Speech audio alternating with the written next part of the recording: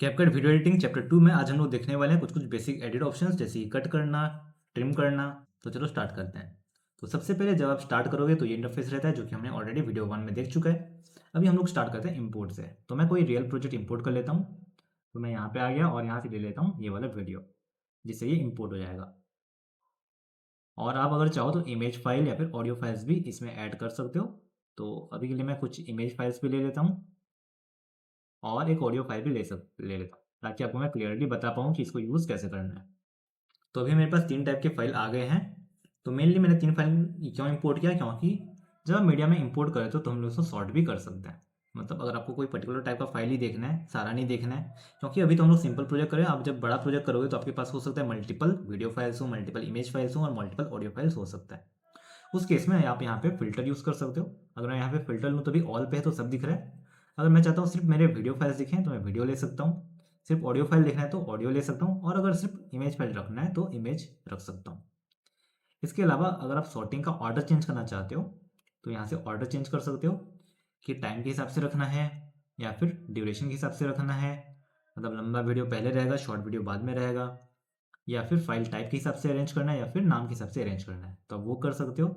और आप इसका व्यू भी चेंज कर सकते हो। जैसे अभी मेरा ग्रिड व्यू में है, मैं चाहूँ तो इसको चेंज कर सकता हूँ लिस्ट व्यू में। तो ये ऑप्शंस रहते हैं हमारे मीडिया पैनल में। अभी हम लोग देखते हैं एडिट कैसे करना है। तो कोई भी एडिट अगर आप करना चाहो तो पहले आपको अपने मीडिया पैनल में से वीडियो को या फिर ऑडियो को लेना रहेगा हमारे टाइमलाइन के अंदर। इसके लिए 2 ऑप्शन है, या तो आप प्लस यूज़ कर सकते हो जिससे डायरेक्टली आ जाएगा, या फिर आप ड्रैग एंड ड्रॉप भी यूज़ कर सकते हो जो कि बेटर रहता है। क्योंकि अगर हम लोग ड्रैग एंड ड्रॉप यूज़ करते हैं तो हम लोग कोई भी ट्रैक या फिर कोई भी लेयर में इसको प्लेस कर सकते हैं। तो ड्रैग एंड ड्रॉप मैं ज़्यादा यूज़ करता हूँ, जिसके बाद वीडियो हमारे यहाँ पे आ जाएगा। सेम हम लोग इमेज के लिए भी यूज़ कर सकते हैं। अगर मैं प्लस यूज़ कर रहा हूँ तो क्या होगा, ये डायरेक्टली यहीं पे आता है। तो इसलिए ड्रैग एंड ड्रॉप बेटर है। जैसे अगर मेरे को इसको ऊपर रखना हो या फिर कहीं और रखना हो तो मैं डायरेक्टली ड्रैग करके उसको अपने पोजीशन में लगा सकता हूँ। तो आपको ड्रैग एंड ड्रॉप यूज़ करना है। नेक्स्ट, अगर हम लोग को अपना वीडियो को स्प्लिट करना है तो लोग वीडियो को सिलेक्ट करेंगे और फिर प्रेस करेंगे Ctrl+B। जिससे क्या होगा, ये ड्यूरेशन तो चेंज नहीं होता, ये बस बीच में से सेपरेट हो जाएगा। तो ये थे स्प्लिट करने के लिए। और अगर आप मेन ट्रैक पे स्प्लिट कर रहे हो तो आप डायरेक्टली बिना सिलेक्ट किए कोई क्लिप भी स्प्लिट कर सकते हो। Ctrl+B करोगे तो जहाँ पे प्ले हेड है वहाँ स्प्लिट हो जाता है। लेकिन अगर आप मेनली ओवरले ट्रैक में या फिर मेन ट्रैक के अलावा कोई और ट्रैक में कर रहे हो स्प्लिट, तो वो डायरेक्टली काम नहीं करता। आपको पहले क्लिप सिलेक्ट करना रहेगा, इसके बाद जाके स्प्लिट करना रहेगा। और अगर हम लोग क्लिप सिलेक्ट नहीं करते और डायरेक्टली Ctrl+B कर देते हैं तो ये मेन ट्रैक को ही हमेशा स्प्लिट करेगा। तो आपको स्प्लिट करते टाइम वो चीज़ ध्यान देना है। सेम बाकी ऑप्शंस के लिए भी रहता है जब हम लोग राइट ट्रिम या फिर लेफ्ट ट्रिम कर रहे हैं। तो लेफ्ट ट्रिम क्या होता है, अगर मेरे को मान लेते हैं इस वीडियो का लेफ्ट पार्ट रिमूव करना है यहाँ के बाद से, तो मैं अगर क्यू प्रेस करूँ तो आप देख सकते हो लेफ्ट पार्ट रिमूव हो जाएगा। सेम अगर राइट पार्ट रिमूव करना है तो हम लोग यहाँ पे आ सकते हैं और डब्ल्यू प्रेस करने से राइट पार्ट रिमूव हो जाएगा। अगर आपको पूरा exactly frame by frame cut करना है तो आप इसको कंट्रोल और स्क्रॉल अप करने से आप टाइमलाइन को जूम कर सकते हो, जिसमें ये पूरा फ्रेम टू फ्रेम शो करना चालू कर देगा। जैसे कि यहाँ पे मेरा 1 फ्रेम 2 फ्रेम शो करना चालू कर दिया, 2 फ्रेम 4 फ्रेम। तो अगर मैं एग्जैक्टली किसी पर्टिकुलर फ्रेम में से कट करना चाहता हूँ तो वो भी मैं कर सकता हूँ। और अगर आप कंट्रोल स्क्रॉल डाउन करोगे तो ये फिर से जूम आउट हो जाएगा। जूम करने के बाद अगर आपको राइट या लेफ्ट मूव करना है तो आप ऑल्ट और स्क्रॉल अप स्क्रॉल डाउन कर सकते हो। स्क्रॉल डाउन से ये राइट वर्ड मूव करेगा और स्क्रॉल अप से ये लेफ्ट वर्ड मूव करेगा। तो ये फंक्शन रहते हैं। और फ्रीज फ्रेम जैसे कि मैंने बताया, अगर आपको पूरा एंटायर क्लिप डिलीट करना है तो आप या तो डिलीट ऑप्शन यूज़ कर सकते हो कीबोर्ड में, जिससे ये रिमूव हो जाएगा, या फिर हम लोग को जो ऊपर ऑप्शन दिया हुआ वहाँ में से कर सकते हैं। ये मार्कर्स है। मार्कर्स क्या काम आता है, फॉर एग्जांपल अगर मैं चाहता हूँ कि मेरे को यहाँ पे कोई और इमेज या फिर कोई और टेक्स्ट इंक्लूड करना है जो कि अभी मेरे पास नहीं है, बाद में आने वाला है, तो मैं यहाँ पे एम क्लिक करके मार्कर डाल सकता हूँ और उस मार्कर का कुछ नाम भी दे सकता हूँ। राइट क्लिक करके एडिट मार्कर करोगे तो आप यहाँ पे उसका कलर क्या रहेगा और उसका नाम क्या रहेगा वो आप डाल सकते हो, जो कि बाद में आपको एज ए रेफरेंस काम आएगा। तो ये मार्कर मेनली उसी के काम आता है और कुछ एक्स्ट्रा इसका है नहीं फंक्शन। अगर रिक्वायर्ड नहीं है तो आप डिलीट कर दो। फ्रीज फ्रेम जैसे कि मैंने बताया, अगर मैं यहाँ पे फ्रीज क्लिक करूँ तो ये 3 सेकंड का अलग से इमेज क्लिप ऐड हो जाएगा जो कि स्टैटिक रहता है। तो ये स्टैटिक आ गया जो मेरे वीडियो का एक पार्ट बनता है। नहीं चाहिए तो आप अंडू कर दो, हट जाएगा। और अगर वीडियो रिवर्स में प्ले करना है तो रिवर्स है, जिससे मेरा पूरा वीडियो जो अभी फॉरवर्ड जा रहा है वो रिवर्स में प्ले होना चालू हो जाता है। मिरर है, जिससे हम लोग क्या कर सकते हैं, जो लड़का भी यहाँ दिख रहा है लेफ्ट साइड वो चले जाएगा राइट साइड मिरर करते ही, और मेरा वीडियो फ्लिप हो जाएगा। वैसे ही रोटेट ऑलरेडी हम लोग देख चुके थे। मेनली क्रॉप बताता हूँ।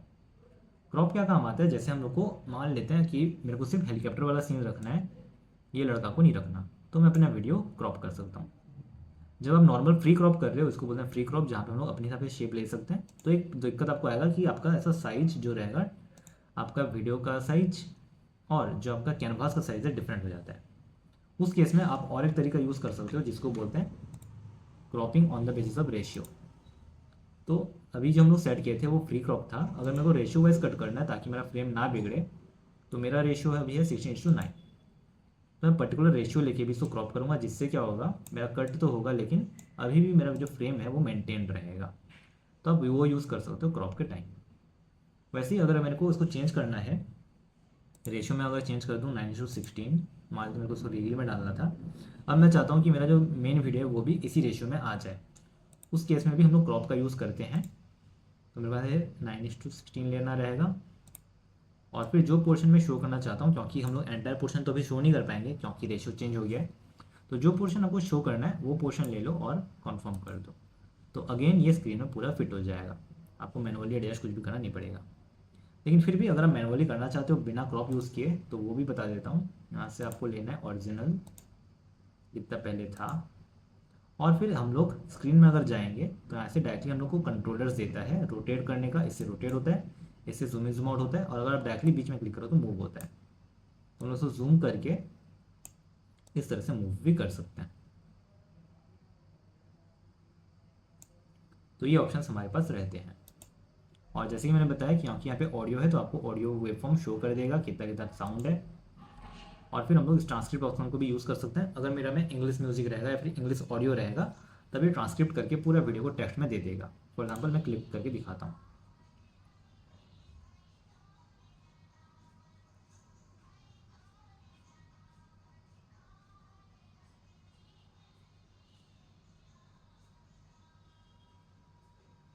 तो आप देख सकते हो यहाँ पे पूरा का पूरा ये ट्रांसक्रिप्ट करके दे दिया, जहाँ जहाँ भी मैं भी कुछ भी बोला हूँ या फिर वॉइस है वो सबको ये ट्रांसक्रिप्ट करके दिया है।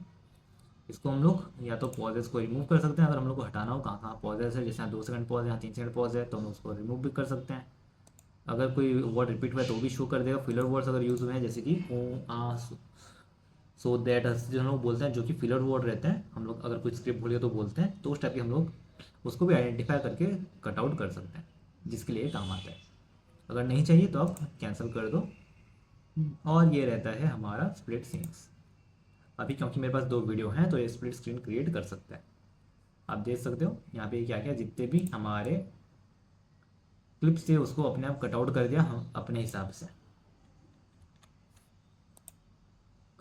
तो ये काम आता है। अभी जो मेन एक रहता है वो रहता है ये, जो कि हम लोग पिछले वीडियो में देखे थे बस ऑप्शन, लेकिन समझे नहीं थे कि यूज़ कैसे आता है। तो अभी हम लोग इसको ऑन करते हैं, प्रीव्यू एक्सेस।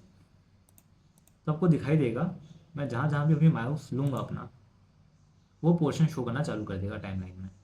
पहले क्या हो रहा था, अगर मैं इसको ऑफ कर दूँ तो जहाँ पे मेरा प्ले हेड है सिर्फ वही पोर्शन शो करता है। इसको ओरिजिनल में रिस्टोर कर देते हैं ताकि आप क्लियरली देख पाओ क्या हो रहा है।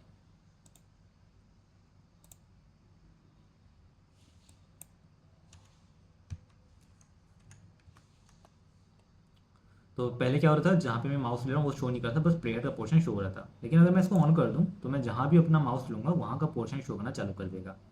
तो अगर आपको लाइव प्रीव्यू करना है तब ये काम आता है। इसको ऑफ कर देते हैं, ज़्यादातर ये काम नहीं आता।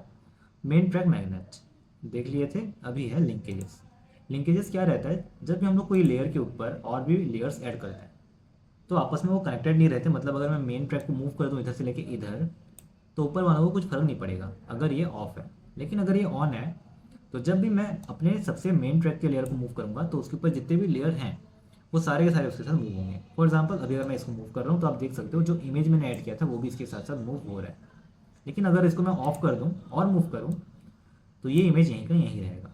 तो कभी कभी एडिटिंग के टाइम अगर आपका एडिटिंग कंप्लीट हो गया है, आप चाहते हो कि आपका ट्रैक ना बिगड़े, लेकिन आपको कोई क्लिप आगे पीछे मूव करना है, जैसे कि मान लेते हैं हमने अपना ऑटो कैप्शन जनरेट कर रखा है और अगर आपको बोला गया कि इस क्लिप को आगे कर दो, इस क्लिप को पीछे कर दो, तो आपको फिर से पूरा मेहनत करना पड़ेगा ऑटो कैप्शन में, या फिर अगर आपने बी रोल ऐड कर रखा है तो उसको भी खिसकाना पड़ेगा।